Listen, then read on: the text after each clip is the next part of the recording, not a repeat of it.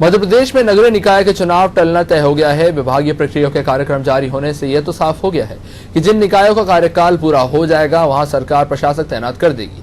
लेकिन सियासी गलियारों में बीजेपी शासित निकायों में हुए घोटालों की कुंडली खंगालने की तैयारी भी मानी जा रही है। सीहोर में हाल ही में हुई कार्रवाई से भी ऐसा ही कुछ जाहिर हो रहा है। पेश है ये रिपोर्ट। मध्य प्रदेश में महापौर और अध्यक्ष पदों का आरक्षण अगले साल 15 फरवरी तक होगा। वार्ड परिसीमन और अन्य प्रक्रियाओं के जो कार्यक्रम घोषित किए गए हैं उन्हें देखते हुए ये तो तय हो गया है कि नगरीय निकायों के चुनाव इस साल निर्धारित समय की बजाय अगले साल मार्च अप्रैल तक हो सकते हैं।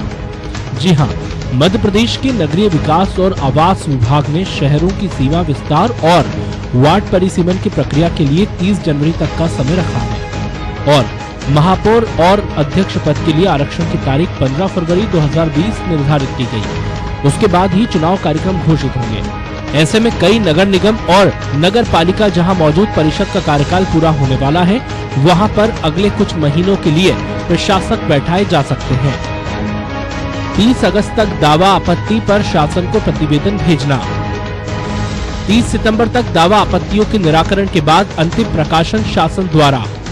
17 अक्टूबर तक वार्डों की संख्या और सीमाओं का निर्धारण कर अधिसूचना का प्रकाशन कलेक्टर द्वारा किया जाना। 31 अक्टूबर तक वार्डों की संख्या पर दावा आपत्ति पर कलेक्टर शासन को रिपोर्ट भेजेंगे। 15 नवंबर तक वार्डों की सीमाओं का अंतिम प्रकाशन शासन द्वारा। 30 दिसंबर तक वार्डों के आरक्षण से संबंधित कार्रवाई कलेक्टर द्वारा। 10 जनवरी 2020 तक वार्ड आरक्षण की जानकारी कलेक्टर द्वारा शासन को भेजना। 15 फरवरी 2020 तक महापौर के पद का आरक्षण।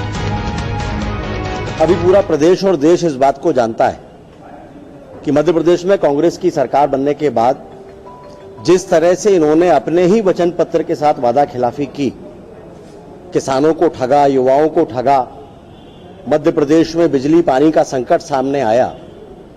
जनता में इसके कारण भीषण आक्रोश है और उसका एक परिणाम इन्होंने चुनाव के विधानसभा चुनाव के तत्काल बाद लोकसभा चुनाव में देखा और करारी और ऐतिहासिक हार कांग्रेस की हुई। और उसके बाद से कांग्रेस के मन में अत्यधिक डर चुनावों को लेकर बैठा है और इसलिए स्थानीय निकाय के आगामी चुनाव जो अभी नवंबर दिसंबर में सामने आ रहे थे, जो अभी इन्होंने अपने आदेश पत्र निकाले हैं, उसके हिसाब से ये स्पष्ट रूप से दिखाई दे रहा है कि ये उसको टालने का प्रयास कर रहे हैं। मौजूदा परिस्थितियों के तहत यदि सरकार निकाय चुनाव कराती है तो नवंबर 2019 में ये चुनाव होना था। बीजेपी इसे कांग्रेस का चुनाव में जाने से डर बता रही है, तो वहीं कांग्रेस सरकार का बचाव करते हुए नजर आ रही है। क्यों बीजेपी भ्रष्टाचारियों को बचाने में लगी हुई है? क्या लगातार जो भ्रष्टाचार इस प्रदेश में कर रहे हैं, जीरो टॉलरेंस पे मध्य प्रदेश की सरकार चल रही है। स्पष्ट रूप से कोई भी भ्रष्टाचारी होगा, बीजेपी उनके पीछे खड़ी हो सकती है, उसका मन है, पर स्पष्ट रूप से प्रदेश की जनता की गाड़ी कमाई को लूटने वाले लोगों के खिलाफ सख्त से सख्त कार्रवाई होगी।